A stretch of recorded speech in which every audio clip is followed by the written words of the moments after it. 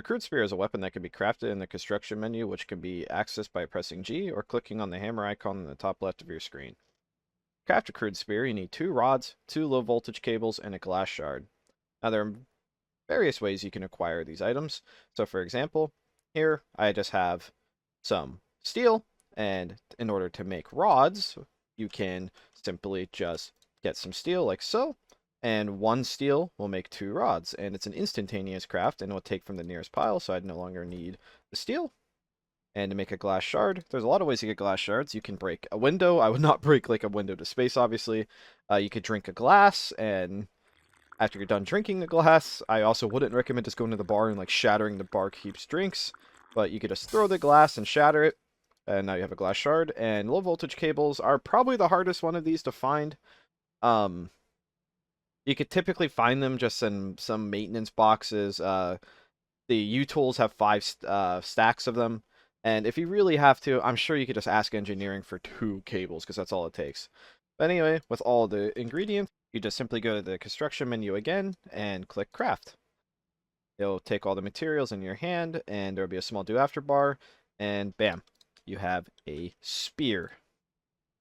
The spear, or the description of the spear, is definition of a classic, keeping murder affordable since 200,000 BCE.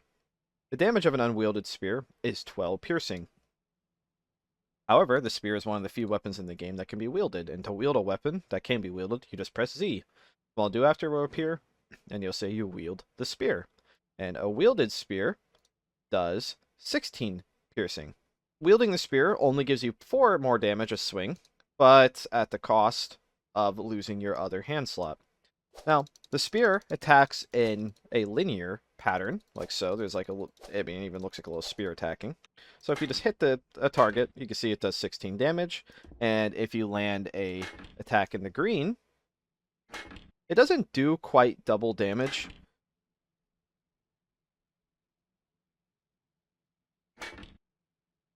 As you can see, it only slightly increases the amount of damage, so it's actually one of the few weapons in the game that doesn't quite benefit from landing in the green as much as it does with like other weapons, which is double damage. But either way, you still want to aim for the green. But realistically, in a real scenario, if you're really good at landing hits in the green, I wouldn't waste your time wielding a spear.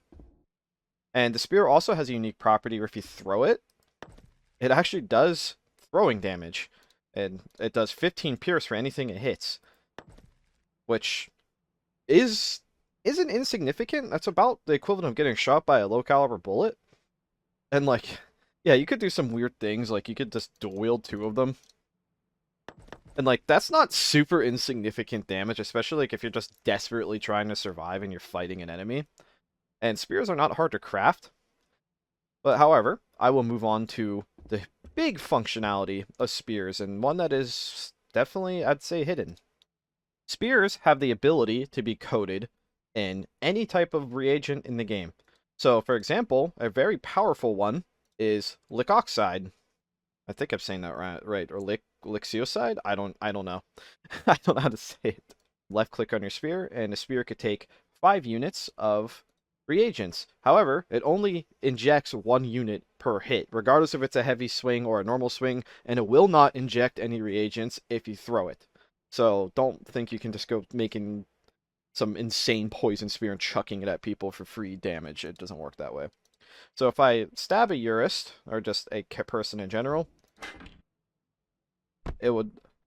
Lick oxide is a very powerful reagent to put in a spear, because all it takes is 1 unit, and it will make a person fall to the floor.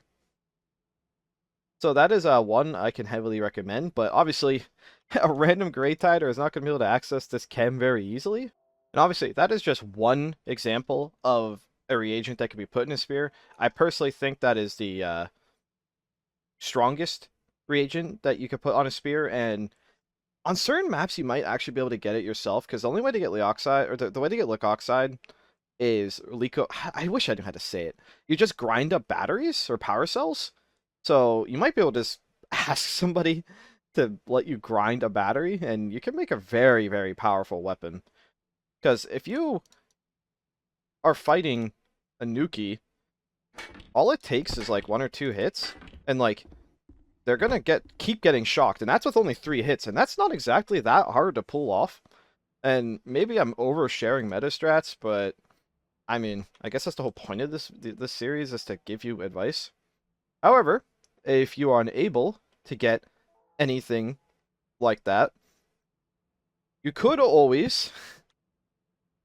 I think this is one of my favorite little tricks you can do. You can always get a can of 14 Loco from a vending machine, and 14 Loco has a chance of poisoning you. So if you just take your 14 Loco, and I'll just stab a Eurus 5 times, do a quick health analysis. Yeah, he took 4 poison damage. So you could add just a little kicker to your spear for extra damage. I mean, it's not a ton, but I mean, it's easily available. And yes, just for clarity, the spear weighs 25 in your backpack, and the spear also has cool interactions where you can put it on your back just in general, and it has a pretty cool looking sprite where it's just over your shoulder. But like unless I guess against like a Nuki, it might be there's no reason not to leave in your backpack, but I don't know. It looks kind of cool just carrying the spear like that. I mean, just be just yeah, this is an item spotlight.